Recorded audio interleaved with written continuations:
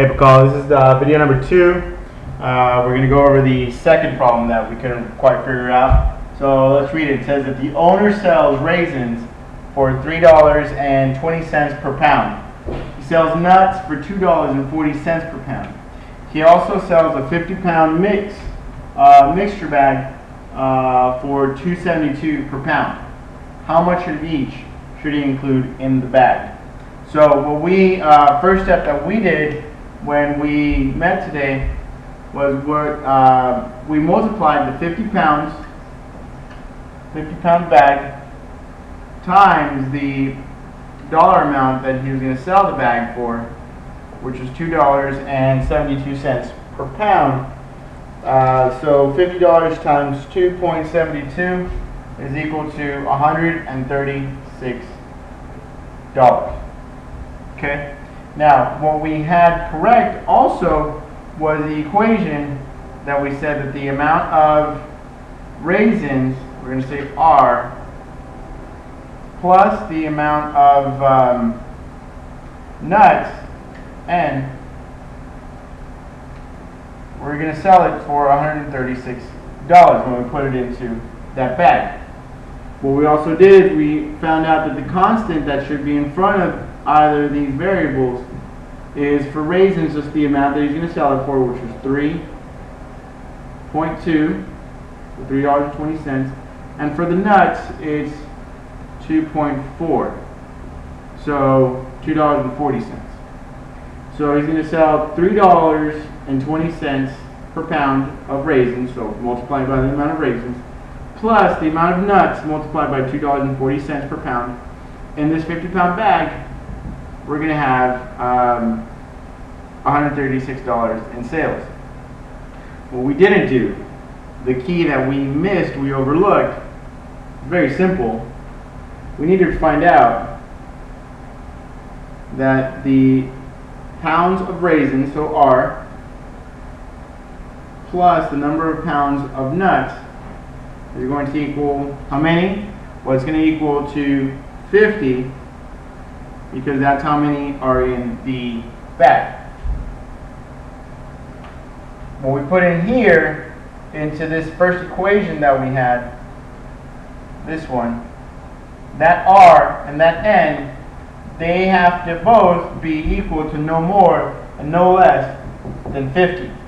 Because in order for this to be correct, and in order for it to follow what the question's asking us, both the pounds of raisins and the pounds of nuts have to be equal to 50 when you add them up together.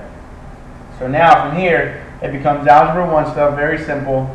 All we have to do is solve for each one of these and substitute. So R, if you try to figure out R, is equal to 50 minus N, right? Because, I hope that makes sense, that if we have 50 pounds total, right, and we want to know how many of those 50 pounds are raisins, well, we take out the amount of nuts that are in there. Okay, we do the same thing for the nuts. So we want to find out how many pounds of nuts are in there. Well, what we have to do is we do 50 pounds in that bag minus all the raisins. It's going to leave us with the amount of nuts. So what we would have to do here, simply just plug these equations into this initial equation, this initial polynomial. So let's do that. Let's work with the raisins first. So we know that 3.2 times R times the amount of raisins. But remember, let me make this a little bit darker so you will see it. $3.20 times the amount of raisins plus $2.40 times the amount of nuts is equal to 136. But we have two variables. We only want one. So what we do is we plug this equation that we found out here into this R. So this now becomes 3.2 times 50 minus N plus 2.4 times N is equal to 136. We have to distribute that out. That becomes 150. Is that 160? minus 3.2n plus 2.4n is equal to 136. Let me just double check that that is correct. 3.2 times 50, yep, 160. Okay, so now what we have to do is just solve for n.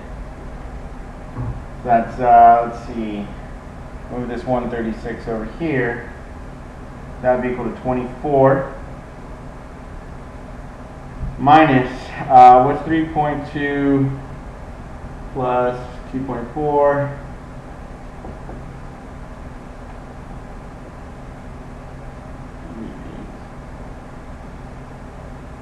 0.8 and equals 0.